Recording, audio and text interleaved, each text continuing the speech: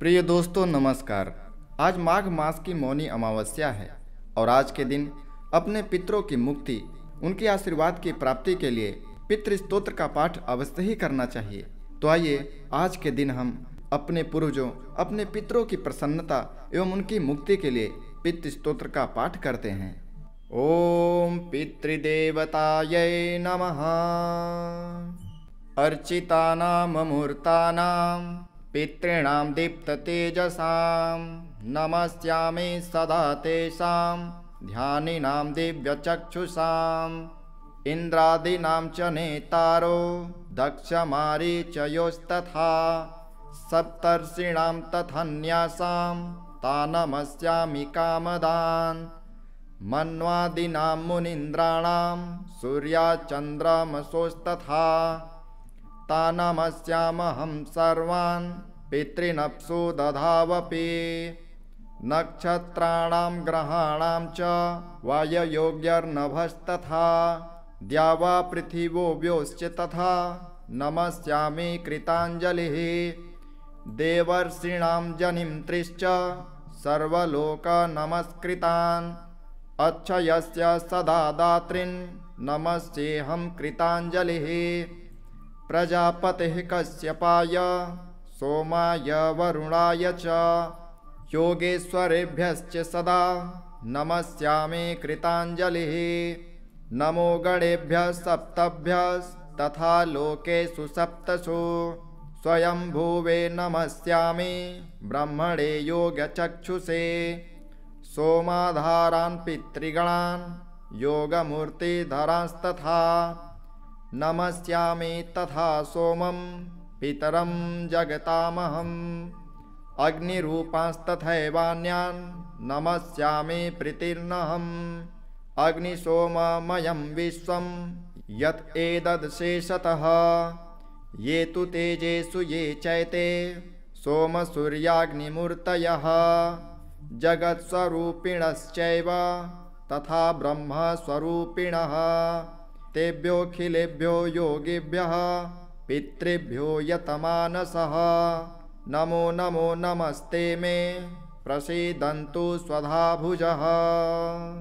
अर्चितानां मूर्तानां पितॄणां दीप्ततेजसां नमस्यामि सदा तेषां ध्यानिनां दिव्यचक्षुषाम् इन्द्रादीनां च नेतारो दक्षमारीचयोस्तथा सप्तर्षीणां तथान्यासां तान् नमस्यामि कामदान् मन्वादीनां मुनीन्द्राणां सूर्याचन्द्रमसोस्तथा तान् नमस्यामहं सर्वान् पितॄनप्सु दधावपि नक्षत्राणां ग्रहाणां च वाययोग्यर्नभस्तथा द्यावा पृथिव्योश्च तथा नमस्यामि कृताञ्जलिः देवर्षीणां जनिमन्त्रिश्च सर्वलोकनमस्कृतान् अच्छयस्य सदा दातॄन् नमस्येऽहं कृताञ्जलिः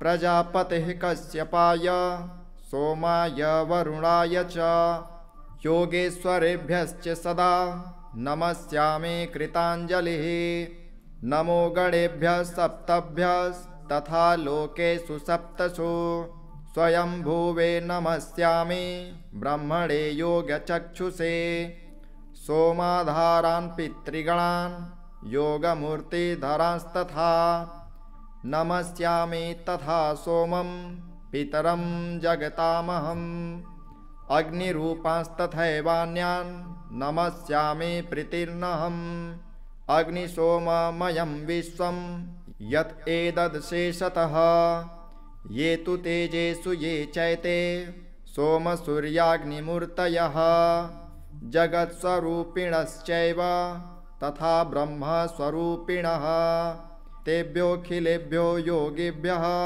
पितृभ्यो यतमानसः नमो नमो नमस्ते मे प्रसीदन्तु स्वधा भुजः। अर्चितानां मूर्तानां पितॄणां दीप्ततेजसां नमस्यामि सदा तेषां ध्यानिनां दिव्यचक्षुषाम् इन्द्रादीनां च नेतारो दक्षमारीचयोस्तथा सप्तर्षीणां तथान्यासां तानमस्यामि कामदान् मन्वादीनां मुनीन्द्राणां सूर्याचन्द्रमसोस्तथा तानमस्यामहं सर्वान् पितॄनप्सु दधावपि नक्षत्राणां ग्रहाणां च वाययोग्यर्नभस्तथा द्यावा पृथिवो व्योश्च तथा नमस्यामि कृताञ्जलिः देवर्षीणां जनिमन्त्रिश्च सर्वलोकनमस्कृतान् अच्छयस्य सदा दातॄन् नमस्येऽहं कृताञ्जलिः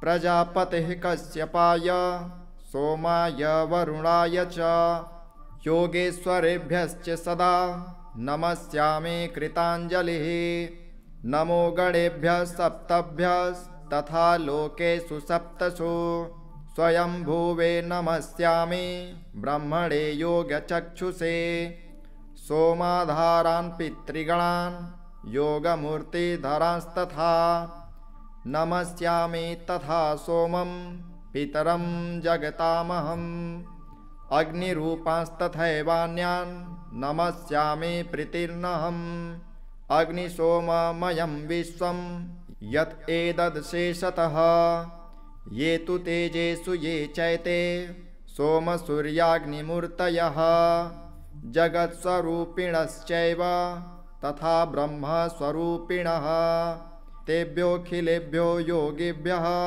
पितृभ्यो यतमानसः नमो नमो नमस्ते मे प्रसीदन्तु स्वधा भुजः अर्चितानाममूर्तानां पितॄणां दीप्ततेजसां नमस्यामि सदा तेषां ध्यानिनां दिव्यचक्षुषाम् इन्द्रादीनां च नेतारो दक्षमारीचयोस्तथा सप्तर्षीणां तथान्यासां तानमस्यामि कामदान् मन्वादीनां मुनीन्द्राणां सूर्याचन्द्रमसोस्तथा तानमस्यामहं सर्वान् पितॄनप्सु दधावपि नक्षत्राणां ग्रहाणां च वाययोग्यर्नभस्तथा द्यावा पृथिवो व्योश्च तथा नमस्यामि कृताञ्जलिः देवर्षीणां जनिमन्त्रिश्च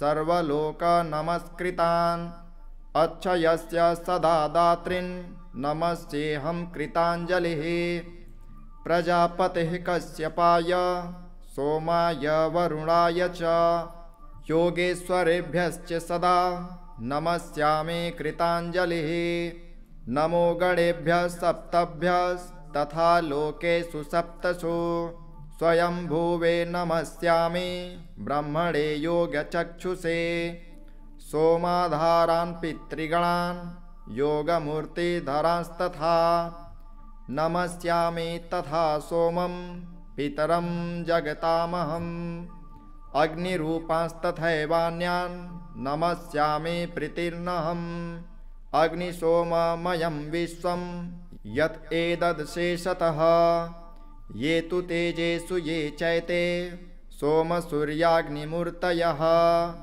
जगत्स्वरूपिणश्चैव तथा ब्रह्मस्वरूपिणः तेभ्योऽखिलेभ्यो योगिभ्यः पितृभ्यो यतमानसः नमो नमो नमस्ते मे प्रसीदन्तु स्वधा भुजः अर्चितानाममूर्तानां पितॄणां दीप्ततेजसां नमस्यामि सदा तेषां ध्यानिनां दिव्यचक्षुषाम् इन्द्रादीनां च नेतारो दक्षमारीचयोस्तथा सप्तर्षीणां तथान्यासां तानमस्यामि कामदान् मन्वादीनां मुनीन्द्राणां सूर्याचन्द्रमसोस्तथा तानमस्यामहं सर्वान् पितॄनप्सु दधावपि नक्षत्राणां ग्रहाणां च वाययोग्यर्नभस्तथा द्यावा पृथिवो व्योश्च तथा नमस्यामि कृताञ्जलिः देवर्षीणां जनिमन्त्रिश्च सर्वलोकनमस्कृतान् अच्छयस्य सदा दातॄन् नमस्येऽहं कृताञ्जलिः। प्रजापतिः कश्यपाय सोमाय वरुणाय च योगेश्वरेभ्यश्च सदा नमस्यामि कृताञ्जलिः। नमो गणेभ्यः सप्तभ्यस्तथा लोकेषु सप्तसु स्वयंभुवे नमस्यामि ब्रह्मणे योगचक्षुषे। सोमाधारान् पितृगणान् योगमूर्तिधरांस्तथा नमस्यामि तथा सोमं पितरं जगतामहम्। अग्निरूपांस्तथैवान्यान् नमस्यामि प्रीतिर्नहम्। अग्निसोममयं विश्वं यत् एतदशेषतः ये तु तेजेषु ये चैते सोमसूर्याग्निमूर्तयः जगत्स्वरूपिणश्चैव तथा ब्रह्मस्वरूपिणः। तेभ्योऽखिलेभ्यो योगिभ्यः पितृभ्यो यतमानसः नमो नमो नमस्ते मे प्रसीदन्तु स्वधाभुजः। अर्चितानाममूर्तानां पितॄणां दीप्ततेजसां नमस्यामि सदा तेषां ध्यानिनां दिव्यचक्षुषाम्। इन्द्रादीनां च नेतारो दक्षमारीचयोस्तथा सप्तर्षीणां तथान्यासां तान् नमस्यामि कामदान्।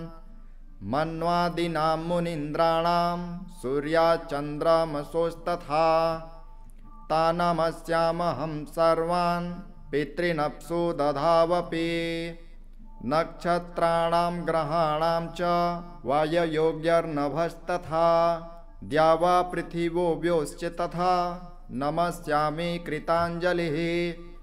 देवर्षीणां जनिमन्त्रिश्च सर्वलोकनमस्कृतान् अच्छयस्य सदा दातॄन् नमस्येऽहं कृताञ्जलिः।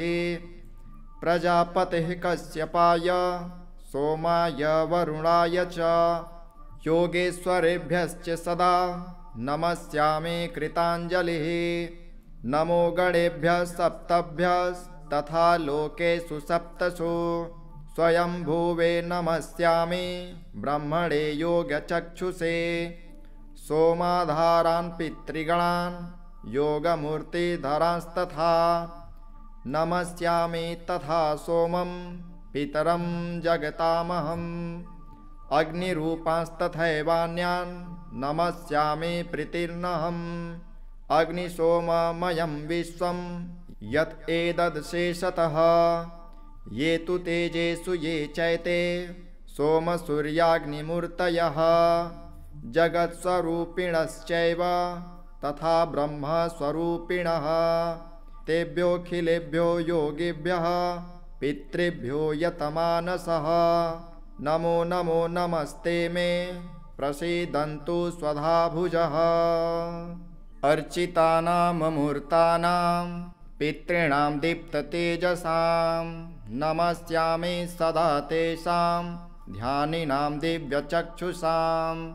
इन्द्रादीनां च नेतारो दक्षमारीचयोस्तथा सप्तर्षीणां तथान्यासां तान् नमस्यामि कामदान्।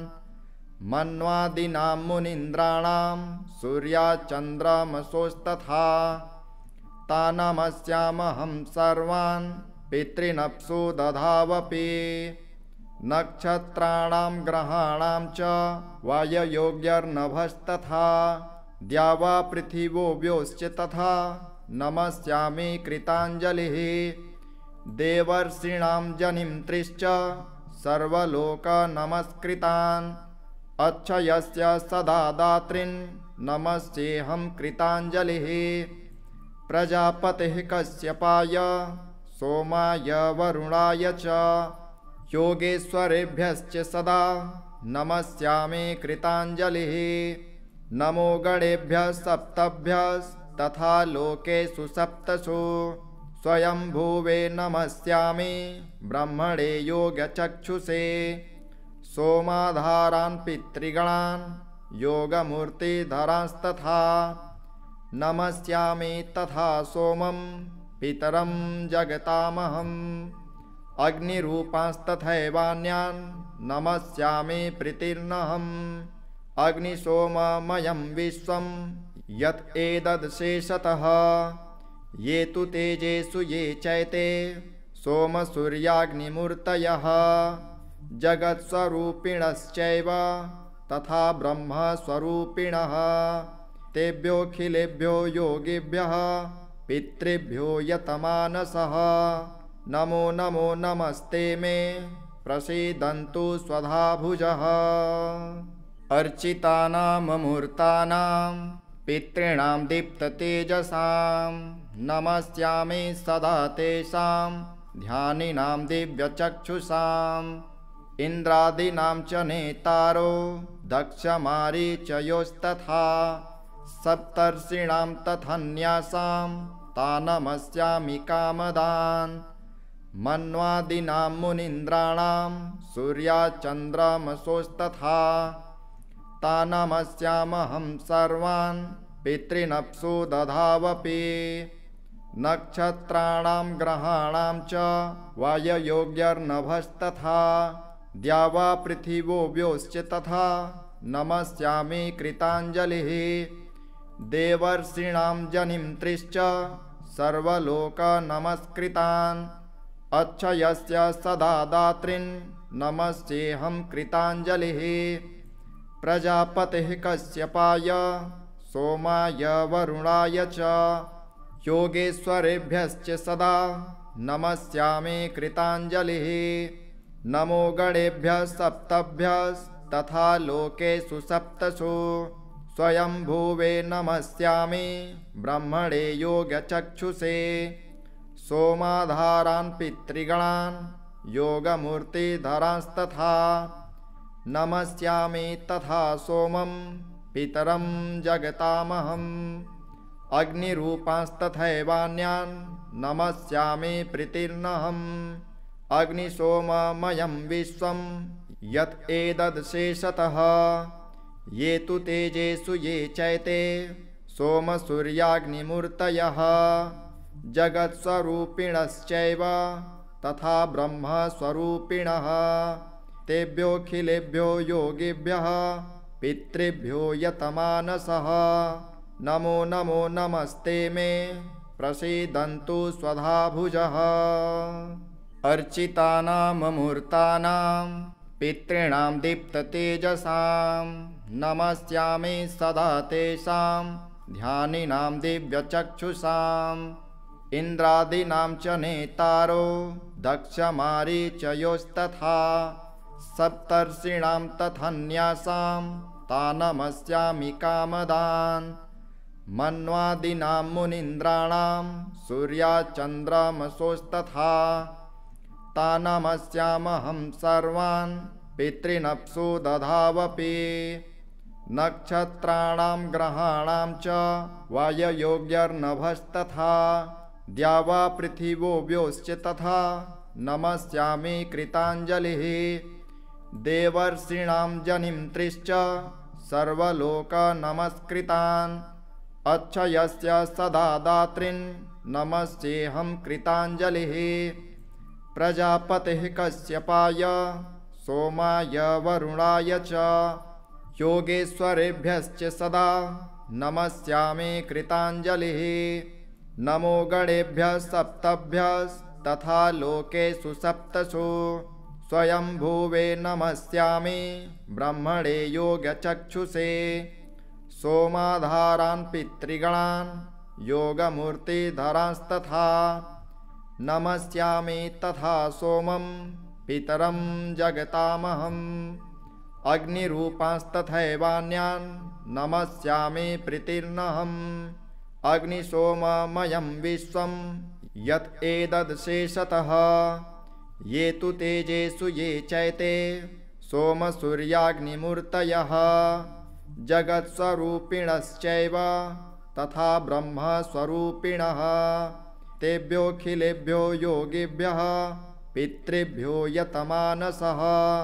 नमो नमो नमस्ते मे प्रसीदन्तु स्वधाभुजः अर्चितानाममूर्तानां पितॄणां दीप्ततेजसां नमस्यामि सदा तेषां ध्यानिनां दिव्यचक्षुषाम् इन्द्रादीनां च नेतारो दक्षमारीचयोस्तथा सप्तर्षीणां तथान्यासां तानमस्यामि कामदान् मन्वादीनां मुनीन्द्राणां सूर्याचन्द्रमसोस्तथा तानमस्यामहं सर्वान् पितॄनप्सु दधावपि नक्षत्राणां ग्रहाणां च वाययोग्यर्नभस्तथा द्यावा पृथिवो व्योश्च तथा नमस्यामि कृताञ्जलिः देवर्षीणां जनिं त्रिश्च सर्वलोकनमस्कृतान्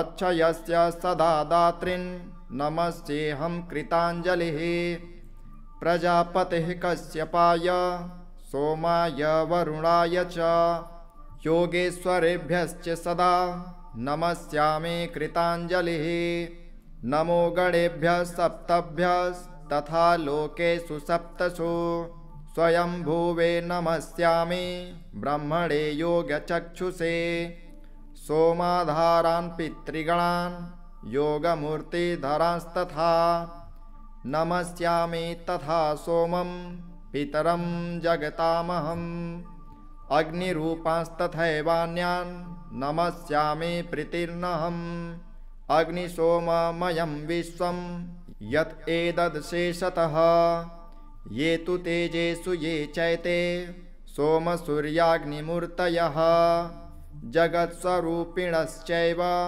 तथा ब्रह्मस्वरूपिणः तेभ्योऽखिलेभ्यो योगिभ्यः पितृभ्यो यतमानसः नमो नमो नमस्ते मे प्रसीदन्तु स्वधा भुजः अर्चितानाममूर्तानां पितॄणां दीप्ततेजसां नमस्यामि सदा तेषां ध्यानिनां दिव्यचक्षुषाम् इन्द्रादीनां च नेतारो दक्षमारीचयोस्तथा सप्तर्षीणां तथान्यासां तानमस्यामि कामदान् मन्वादीनां मुनीन्द्राणां सूर्याचन्द्रमसोस्तथा तानमस्यामहं सर्वान् पितॄनप्सु दधावपि नक्षत्राणां ग्रहाणां च वाययोग्यर्नभस्तथा द्यावा पृथिवो व्योश्च तथा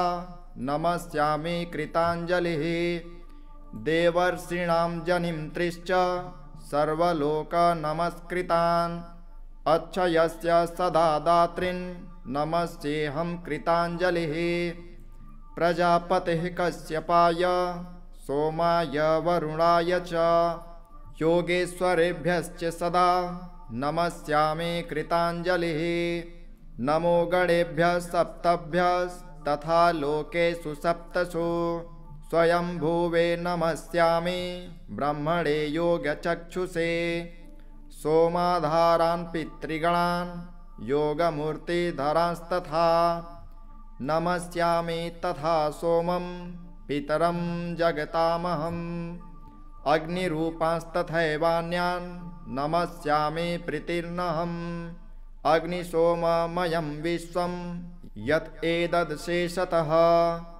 ये तु तेजेषु ये चैते सोमसूर्याग्निमूर्तयः जगत्स्वरूपिणश्चैव तथा ब्रह्मस्वरूपिणः तेभ्योऽखिलेभ्यो योगिभ्यः पितृभ्यो यतमानसः नमो नमो नमस्ते मे प्रसीदन्तु स्वधा भुजः।